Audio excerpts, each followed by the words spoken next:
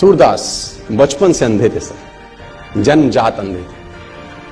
अगर आप कभी सूरदास को पढ़ें तो उन्होंने लाखों छंद और किताबें लिखी। आपको जान के हैरानी हो जाएगी कि जन्मजात अंधे थे, दिखता नहीं था बचपन, तो घर वालों ने निकाल दिया था। घर वालों ने निकाल दिया, एक पीपल के पेड़ के नीचे रहने लगे और भगवान कृष्ण में भक्ति थी तो गाना वाना गाते थे, उनके भजन वजन गाते थे।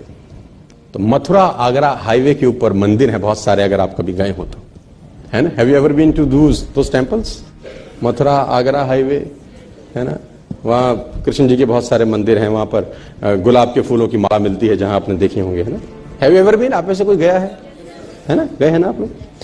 तो वो पीपल के पेड़ के नीचे बैठे रहते थे और वहां भजन गाते थे। तो किसी गुरु ने उनको बोला कि तू मंदिर जा, वहां गा। तो उसने बोला ठीक है, तो चला जाता था मंदिर में, भगवान कृष्ण के भजन गाता था, मस्त गाता था, ना दिखता था ना भगवान को कभी देखा था, लेकिन कल्पना के अंदर। और इतिहासकार ये बोलते हैं कि 1500वीं शताब्दी में इनका जन्म हुआ, 1535 के आसपास, if I am not wrong.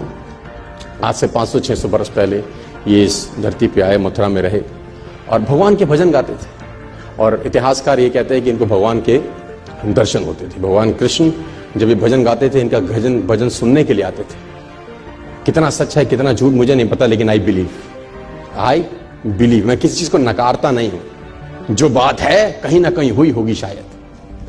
और घटना ऐसी हुई इनके जीवन के अंदर कि जिसमें उथल पथल मचा दी बहुत लोगों के जीवन के अंदर, कि जब ये मंदिर में जाते थे तो मंदिर में इनको नजर नहीं आता था। तो जब वो भगवान का श्रृंगार होता है हर सुबेरे, तो ये पंडित को, जो वहां का पुरोहित था, उसको बोलते थे कि ये पीले रंग के कपड़े अच्छे नहीं लग रहे भगवान पे। तो pandit was shocked, how it is possible for a blind man to see. उसने बोला ये पीला रंग अच्छा नहीं है। तो उसने बोला कि तुझको कैसे दिखाई दिया? उसने बोला मुझे सब दिखता है, आंखों से नहीं दिखता तो क्या, मन से तो दिखता हूं, रोज मिलता है मेरे को। तो he was surprised, it is not impossible.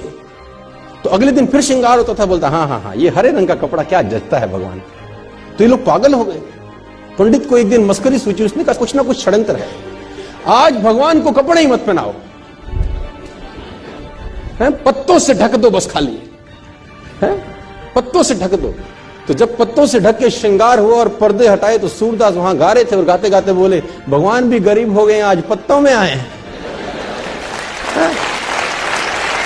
तो एवरीबडी वाज शॉक्ड कि how it is possible for a blind man to सी।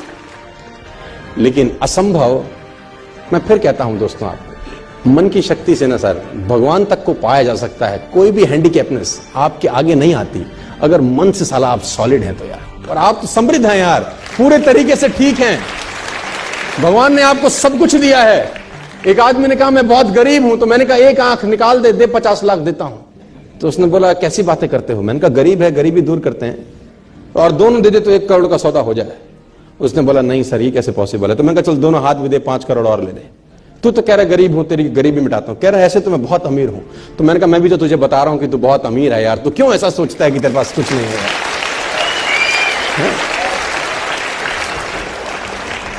और भगवान ने सूरदास को दर्शन किए। आप सूरदास के बारे में पढ़ें, छंद पढ़ें तो आपके रोंगटे खड़े हो जाएंगे।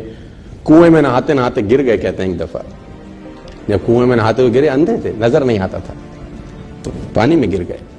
तो भगवान को हाथ जोड़े कि निकालो प्रभु। तो कहते हैं कि भगवान छोटे से रूप लेके उनको बाहर निकालने आए। और जब बाहर निकाला तो इनके जीवन की अद्भुत घटना है। तो हाथ पकड़ा हुआ था भगवान, तो उन्होंने जैसे वो हाथ का स्पर्श किया, इनको समझ में आ गया कि आज आदमी आ गया है। जो अब तक सिर्फ ख्वाब में दिखता था वो आज आ गया। तो उसने कस के पकड़ लिया, वो समझ में आ गया कि आज हाथ मौका लगा है, आज मत छोड़। तो कहते हैं भगवान ने झटके से हाथ छुड़ा दिया। तो सूरदास का एक बहुत बेहतर दोहा है सर, अपने साथ लेके जाना, खतरनाक दोहा है।